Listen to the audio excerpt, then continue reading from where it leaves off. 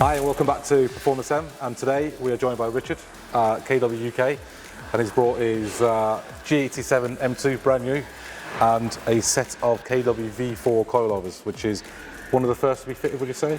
Yes, one of the first that we're going to be fitting in the UK. Yeah, so really excited to get this fitted. Obviously we've done lots of V3s and V2s. The advantage of the V4s are the extra compression adjustment, which gives you high speed and low speed compression. And as with KW, the quality is unrivaled, isn't it? Yep, you've got your stainless steel housings, and this is designed for a fast road setup, not a track day kit. You're using the progressive spring, front and rear. You've got it meets up to the original top mount, which is obviously best for fast road, less noises, more comfort.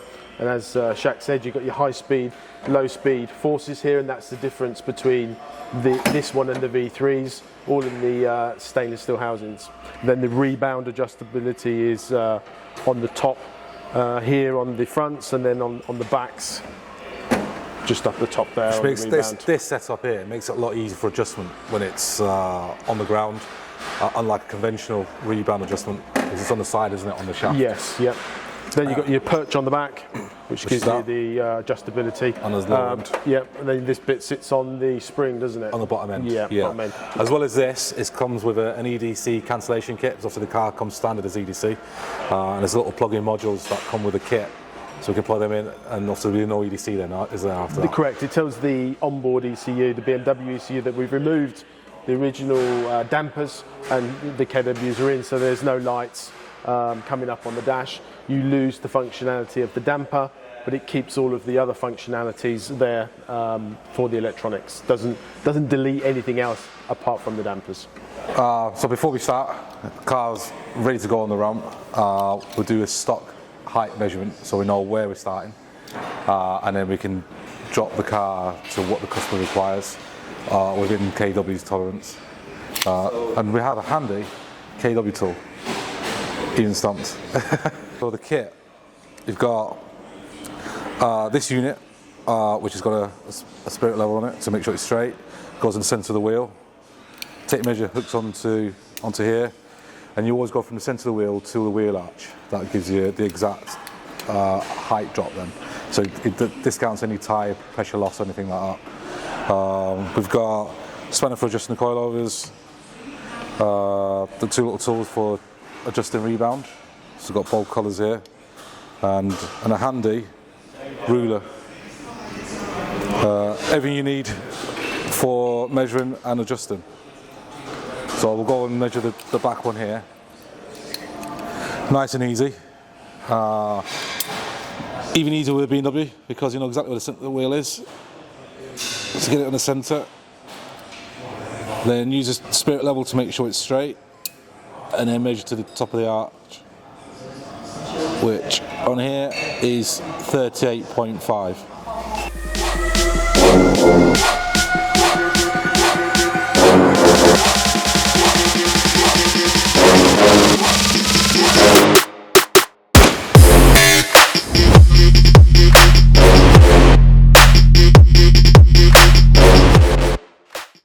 Right then, so first one off, the rear shocker on the back right.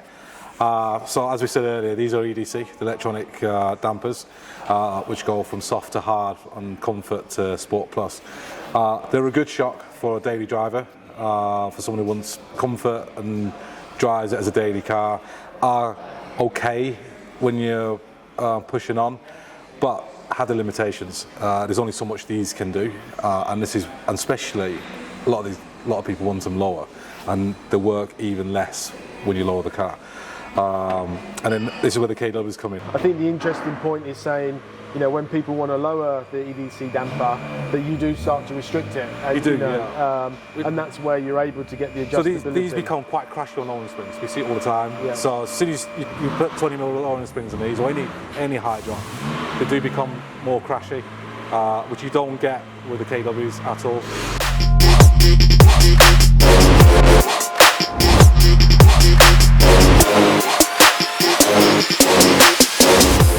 One of the most important things when you're changing coilovers or shocks is using a pass-through socket when you're changing the top mounts.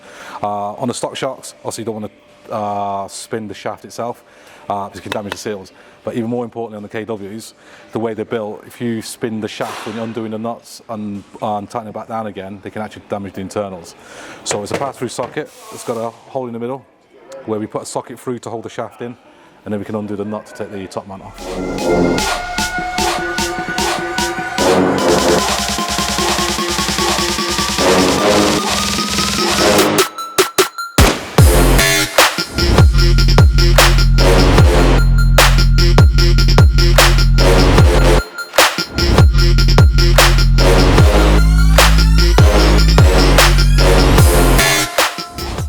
KW installation guide.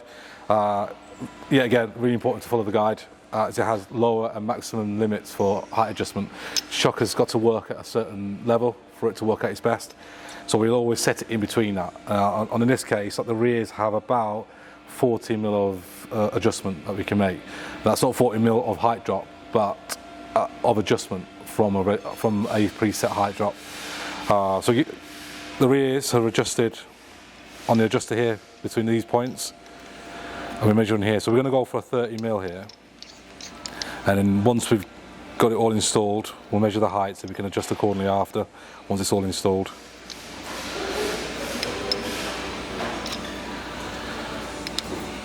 So we're on 30.07 there. The V3s and V4s, which these are, come with bottom cups to go on the arms. So you'll see on here, there's like a groove where it dips in, and the KW bottom mount mimics that here, and then just fits in, just like that. And the top one, where the adjuster is, there's a hole up here, and that just fits in there, which we'll do that at the same time we put the spring on.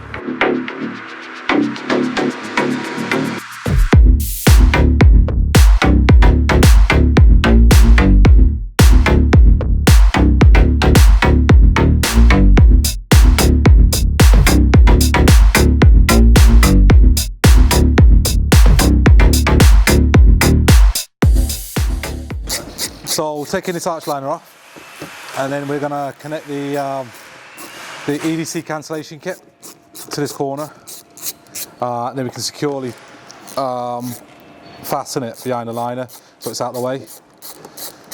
Right, as I said earlier, this kit comes with EDC cancellation kit. That's the unit. As you see here, plug and play on the rear. Comes with a wiring loom. Comes with zip ties to secure them behind the wheel arch liner. And all this will do is, when all four are connected, when you drive the car, it stops any lights coming on for the EDC. I'll install them now and then we'll show you a picture.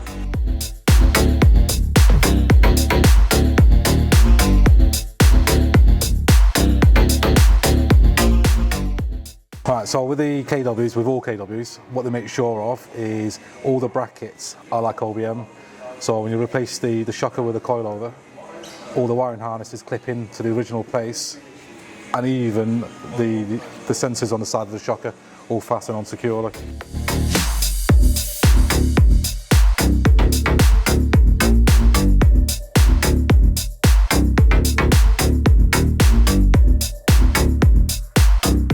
So front one's out, it's the near side front shocker, full strap with spring and top mount. So with this, yet again, we'll swap the sensor over, which will fit directly onto the KW on here. You also have to be really careful, they are handed, these are left and right. We'll remove the top mount off the old one, and we'll put it onto the KW coilover. And then using KW's installation guide, we'll set the height, which is measured from the top of the plate on here to where the bolt comes through here.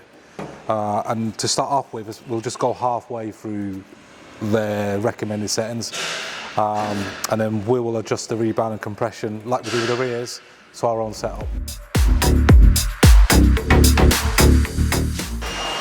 Right, another important thing, as per KW instructions, the original boot that goes on the shock is also the perch for the top of the spring. So we want to use the original part of the perch, but we don't want to use any of this because the KWs already come with a cover and a bump stop. So you cut it along the line on here, so we can then put that back on the original top mount, and then the KW springs will sit on that and then we'll do away with that, and that disappears. This information all on KW's PDF. Everything that you need from start to finish of what is required to fit is all available on there, including the rebound, compression and height adjustments as well.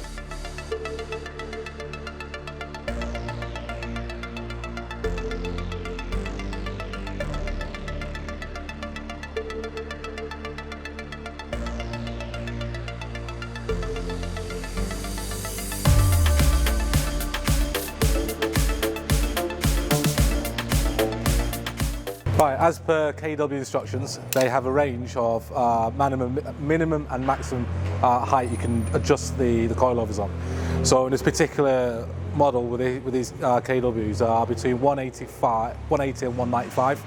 Now Richard, who owns the car, said he doesn't want it too low on the front, so we'll have it on the upper end of that. So we're going to go for 190. So it'll still lower the car by about, but not as low as KW allows, so it's right in between that range. And you measure that from the top of where the spring sits on the adjuster to the centre of the bolts on here, and then just really simple, and we're measuring there 190, which is what we've got here, and we've done that on both sides.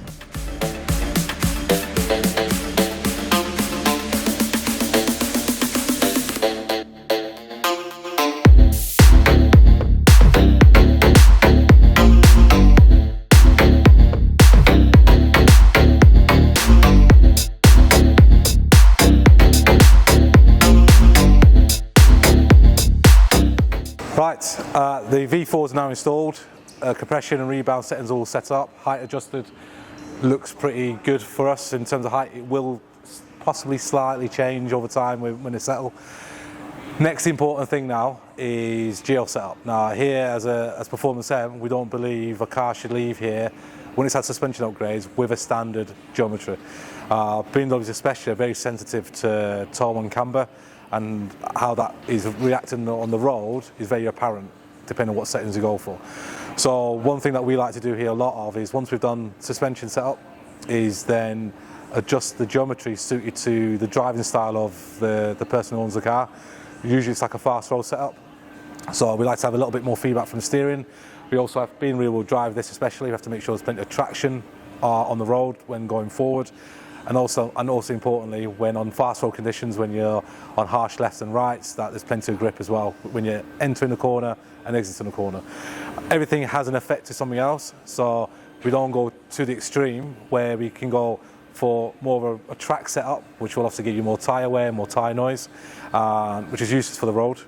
It's very much an intermediate from a standard setup to which we call a fast roll setup. The thing that we use is string alignment. It's a very old school method.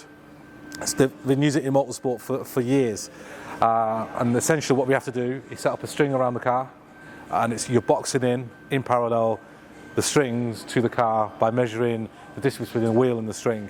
Everything has to be central, everything has to be measured, and once we're happy it's boxed in, we can then check the toe from using the edge of the wheels. And we are just in toe with millimeters, not in degrees. And we have a tool which is over here, which we can show you later, for doing camber. So we do the camber, which is adjusted on the rear, which is done. Front camber is not adjustable on this because it hasn't got camber plates, but it's running a good amount of camber for a roll car this, so we're pretty happy where that is. Right, so we use this device here to measure camber. So like I said earlier, fronts aren't adjustable, but we do check them to make sure suspension and everything's all okay. Both fronts are very, very even. The rears, when you lower a car, you always end up with more camber, so we dial that right back in. And we want good traction on the road, we also want good grip in the corner, so we set it up to that. Once we've done that, the string's got to be aligned. It's quite easy in a BMW because obviously you've got the cross on all the badges. The line of the string has to be right on that cross, so it's all straight. Distance between the string and the badge has to be even on both sides. Same for the front axle as well. And once that's all set up, we can then measure the wheel. Then we'll know how much toe the rears have got. And we'll do the same with the front, and we'll adjust accordingly.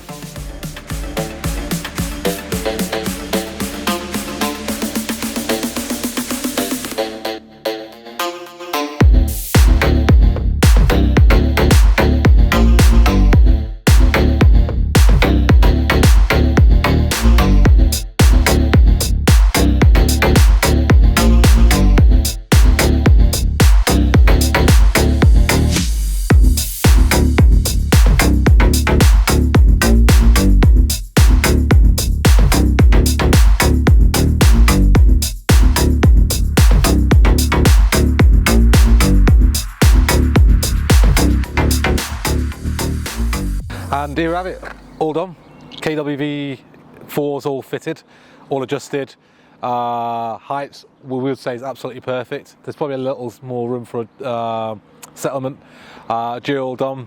Road test drives absolutely perfect. There's a huge stark difference between what are on these now compared to stock. Absolutely no crashiness. Now it's just time for the customer to go and enjoy. So yeah, it's been great. Thanks for watching. Hope you enjoyed it. Any questions, fire us an email, give us a call, send us a message, anything. And don't forget to like and subscribe our YouTube channel as well.